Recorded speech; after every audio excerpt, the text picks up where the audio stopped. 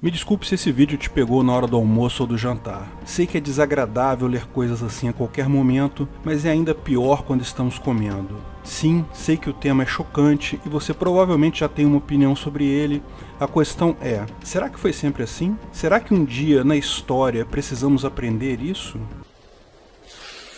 Não esqueça de curtir o vídeo e se inscrever na página. Clique no sininho para ser avisado de novos vídeos. É falta de educação vomitar à mesa?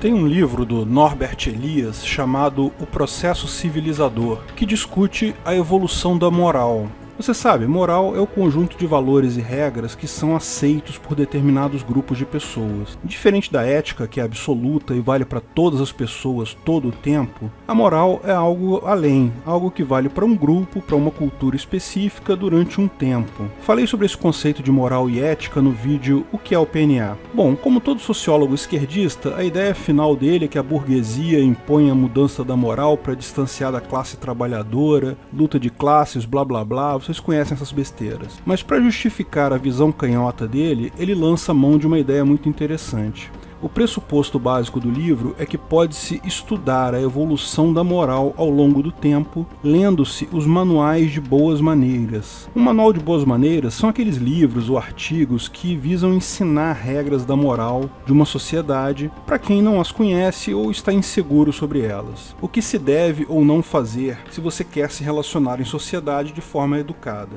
São comuns hoje em dia manuais de viagem, que esclarecem diferenças culturais entre países, por exemplo. Não se deve tocar pessoas no Japão, não se deve apontar para os pés de outras pessoas no Oriente Médio, não se usa o símbolo da figa em lugar nenhum do mundo que não seja no Brasil, pois ou é palavrão ou é oferta de sexo, esse tipo de coisa. Na história, na época que tínhamos muito menos informações do que temos hoje, tais manuais eram até mais relevantes do que hoje, porque pessoas pobres ou que não tinham tanto acesso à educação e almejavam um comportamento social condizente com a sociedade educada das cidades, precisavam aprender tais coisas básicas. Manuais de boas maneiras existem em diversos países já há muito tempo. Mas o curioso é que o autor percebeu que nenhum manual aborda absolutamente todas as regras de boas maneiras daquela cultura. Não se importam em cobrir pontos que já são bem conhecidos de todos. Ninguém precisa aprender aquilo que já é padrão naquela cultura. Então, os manuais tendem a indicar uma direção para onde os costumes estão sendo guiados. Ninguém precisa ser avisado hoje em dia que é falta de educação vomitar na mesa. Mas em manuais como os de Erasmo de Roterdã, no século XVI, ele fala que vomitar é algo natural, mas evite fazê-lo à mesa, pois isso é coisa de camponeses. Já parou para pensar que isso era algo que as pessoas realmente faziam então? Não estaria no manual se não fosse o caso. E sim, acredite, esse nem é o exemplo mais escatológico que tem no livro. Ao juntar manuais de boas maneiras da Europa medieval ao longo de vários séculos, isso permitiu ao autor estabelecer uma evolução dessas regras na sociedade. Porque depois que a coisa já virou regra estabelecida, todo mundo já sabe, não precisa mais colocar ela no manual de boas maneiras. Embora seja resultado da interação de milhares de pessoas, cada uma com uma história, com suas convicções, a evolução da moral mostra um sentido claro e discernível. Se moral fosse algo totalmente aleatório, esperaríamos cada vez mais sociedades andando uma para cada lado, totalmente sem propósito. Mas não é isso que se observa. Na época em que as cidades e países eram relativamente estanques, ninguém tinha informação fácil como hoje, as morais estavam em pontos diferentes em vários países, mas todas caminhavam num sentido claro, descrito pelo autor como de comedimento e inibição, ou seja, sempre no sentido de evitar ações violentas ou agressivas, sempre no sentido de fazer menos, de se conter. Bom, após ressaltar que a moral caminha em um sentido determinado, meu pensamento diverge do pensamento do autor. O autor vem com o papo de classes dominantes, blá blá blá, burguês, classes menos privilegiadas, blá blá blá. Esquece essa parte do livro. Em determinado ponto do livro, ele analisa como os manuais mudavam quando os talheres à mesa mudavam. O único talher que seres humanos sempre tiveram foi a faca. Ela existe desde o Neolítico, quando era feita de pedra lascada. Mas os demais utensílios à mesa, travessas, garfos, colheres, guardanapos, a própria mesa em si, foram inventados ao longo do tempo, alguns em tempo relativamente recente. E sempre que surgiam novos objetos, novas tecnologias, surgiam regras de moral para o uso desses objetos. Sempre no sentido do comedimento, de ser parcimonioso, de tomar cuidado. Isso me levou a identificar os manuais de boas maneiras que existem hoje. Num primeiro momento achei que sequer existiam, mas existem sim, e vocês já viram eles. Geralmente dizem coisas como: não acredite em toda notícia que aparece no seu feed de notícias, cuidado com as fake news, não compartilhe correntes, não escreva em caps lock, fica parecendo que você está gritando. Novas tecnologias, novas regras de moral. Sempre no mesmo sentido, no sentido do comedimento, de contenção dos instintos individuais em favor de uma convivência humana. Se isso é bom ou ruim, bem, é um julgamento moral de cada um, mas é um fato que a tendência da evolução moral existe. E você já se perguntou por que precisam ensinar apenas as coisas novas? Por que todos os manuais não incluem não vomitar na mesa e outras regras que já são óbvias? Se todos nós nascemos sem saber nada, por que não precisamos aprender todas as regras? Bom, o livro não trata disso, mas eu suspeito, e isso é só um palpite, que isso se deve à nossa enorme capacidade de aprender por observação quando somos crianças. Aprendemos toda a nossa língua apenas ouvindo nossos pais falarem. É algo incrível se você parar para pensar. Lógico, aprendemos também todos os maneirismos e costumes dos nossos pais. Meu pai fazia uma careta engraçada quando amarrava sapatos. Eu sempre achava isso muito engraçado. Outro dia tiraram uma foto sem querer, uma foto minha amarrando o sapato. Cara, o choque que eu tive ao ver que eu imito a careta do meu pai ao amarrar sapato. E lógico, nossos pais, quando crianças, aprenderam isso dos pais deles, da mesma forma. Como resultado, só precisamos mesmo ajustar para as novidades. Eu nunca vi meus pais comentando no Facebook quando criança, nem existia isso, então tenho que aprender isso de fato. Ok, você deve estar pensando, mas o que tudo isso tem a ver com anarcocapitalismo? Bem, eu queria trazer o tema da moral. Nós, anarcocapitalistas, estamos sempre focados na ética, no mínimo ético, em regras lógicas autoevidentes, e esquecemos, por vezes, de enxergar a moral. Esse conjunto de regras que não tem perenidade no tempo, nem no espaço, são definidas por meios claramente utilitaristas, mas ainda assim fazem parte do nosso dia a dia e têm uma importância que não podemos subestimar. Se eu te convidar para jantar na minha casa e começar a vomitar à mesa de forma casual entre uma garfada e outra, isso não fere a ética. A casa é minha, eu me comporto como eu preferir. Mas isso não quer dizer que você vai gostar. Pelo contrário, a quebra de determinadas regras morais pode causar, muitas vezes, mais repugnância que a quebra de regras éticas. O fato da ética ser absoluta e a moral ser relativa não diz nada sobre o peso que damos como pessoas a cada uma dessas regras. Eu me sinto muito menos incomodado quando um garoto entra aqui em casa no quintal de casa e rouba uma goiaba, que é algo que fere a ética, do que na hipótese de um jantar com vômito e esse tipo de coisa, que é algo que fere só a moral. Regras morais não são menos importantes para um indivíduo por serem relativas. Todas as regras se revestem de um peso dado apenas por você. Esse peso, lógico, vai depender da sua cultura, da sua religião, das suas opiniões pessoais. Uma regra moral não é necessariamente menos importante para você que uma regra ética. A distinção é que aquela regra ética vai ser a mesma para todas as pessoas. Então, quando pensamos na sociedade como um todo, ela vai ser mais importante. A regra moral pode variar, mas o peso relativo, a importância relativa de cada uma para o indivíduo é dada apenas pelo indivíduo. Agora, tendo isso em vista, como tratar as regras que determinada cultura considera absolutamente crucial, mas que são regras morais, não ferem a ética? Por exemplo, suponha que seu vizinho goste de andar pelado e fazer sexo grupal no quintal dele.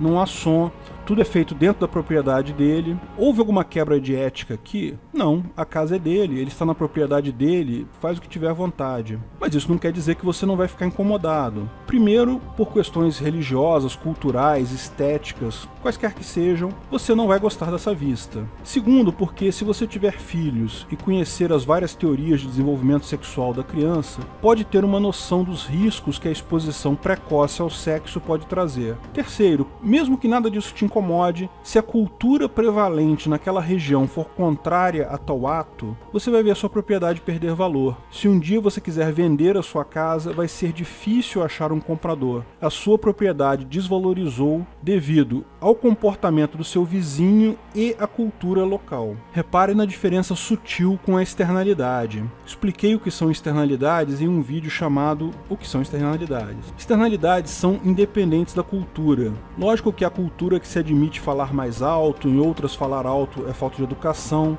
mas o som alto, fumaça, poluição são elementos objetivamente danosos, embora não intencionais. Ao passo que festas no quintal do vizinho, desde que não envolvam som alto, fogos de artifício, esse tipo de coisa, só incomodam porque o padrão moral difere do seu. Vizinho fazendo bacanal só é problema devido à diferença do seu padrão moral do dele. Pense na situação contrária. Se você se mudar com sua família para o Oriente Médio e seu vizinho ficar incomodado porque sua mulher e sua filha usam biquíni na piscina da sua casa. O problema aqui não é propriamente o comportamento, é a diferença entre o comportamento e o padrão moral. Mas como resolver esse problema? Se você vive em um condomínio e assinou um contrato de condomínio que inclui regras para esse tipo de situação, não há problema algum. Se o comportamento é vetado pelo contrato do seu condomínio, aplica-se a multa contratual cabível. De fato, eu acredito que contratos de boa vizinhança devem se tornar mais comuns, pois é uma solução simples e de baixo custo para o problema.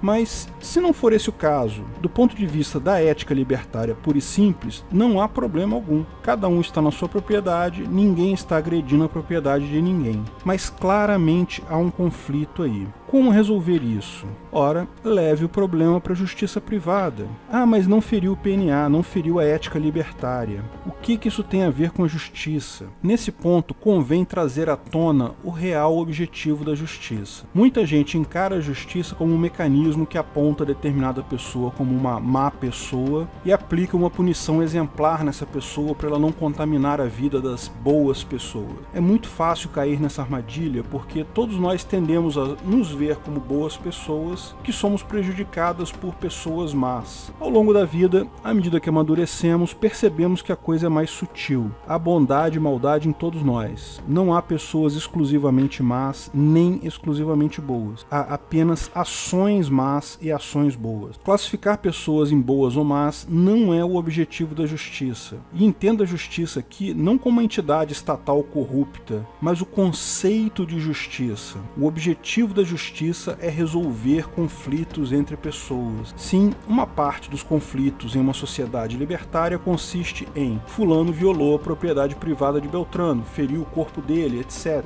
Ambos não são capazes de, por si só, compor uma solução pacífica devido ao erro. Precisam de uma terceira parte, como explicamos no vídeo Onde está o erro na ética argumentativa. Em última análise, a tarefa da justiça é resolver o conflito. Há uma ação, um conjunto de ações, uma parte vê tais ações de uma forma, outra parte vê de outro jeito. Como há o tal erro envolvido, ambos são incapazes de resolver o caso por si só. Quando ambos querem resolver aquele problema, basta chamar o árbitro, o juiz, que é um cara isento e bem intencionado, de confiança de ambas as partes, portanto capaz de proferir uma sentença ou uma solução daquele conflito. Sim, existe toda uma ciência com metodologias e técnicas sobre como resolver conflitos humanos. Acredite, direito não é a ciência de preencher petição inicial e ficar acompanhando ela no site do tribunal. Infelizmente, desde que o Estado confiscou a justiça para si, advogados viraram realmente meros despachantes.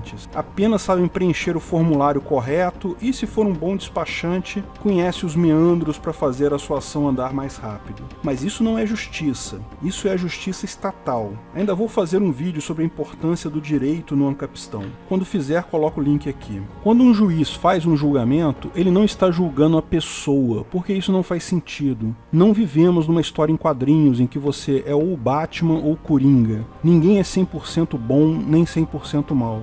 O juiz julga a ação ou conjunto de ações realizadas por aquela pessoa E, com base em um conjunto de regras de dever ser, que pode ser a ética libertária, pode ser um contrato, pode ser qualquer conjunto de regras de comum acordo entre as partes, mas usando técnicas e métodos típicos do direito, define uma forma das partes resolverem o conflito e seguirem com sua vida de forma pacífica. Sim, se você tem um conflito com seu vizinho sobre questões morais, deve, antes de mais nada, tentar conversar com ele e estabelecer uma solução razoável para ambos. Posso até dar umas dicas para isso. Evite procurar o seu vizinho no momento que você está incomodado e puto da vida. Faça isso em outro momento para não transparecer raiva. Se possível, encontre um elo comum com ele. Vocês são da mesma igreja, do mesmo partido político, torcem para o mesmo time de futebol. No mínimo, vocês dois são humanos, correto? Achar um ponto em comum entre as partes é crucial para iniciar a conversa daí.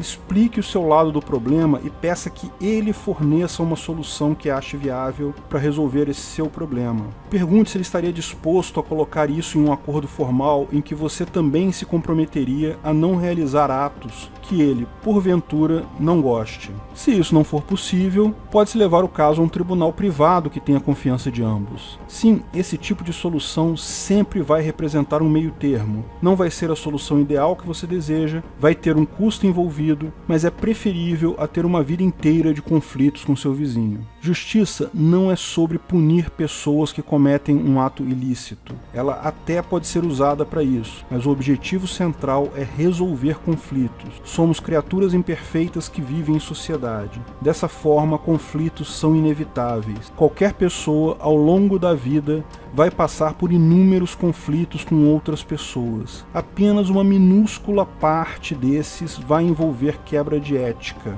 ou seja, vai envolver crimes intencionais. A ética libertária é absolutamente imprescindível no anarcocapitalismo, mas a moral não é menos significativa. Obrigado por assistir nosso vídeo. Comente abaixo se tiver dúvidas ou sugestões de novos temas.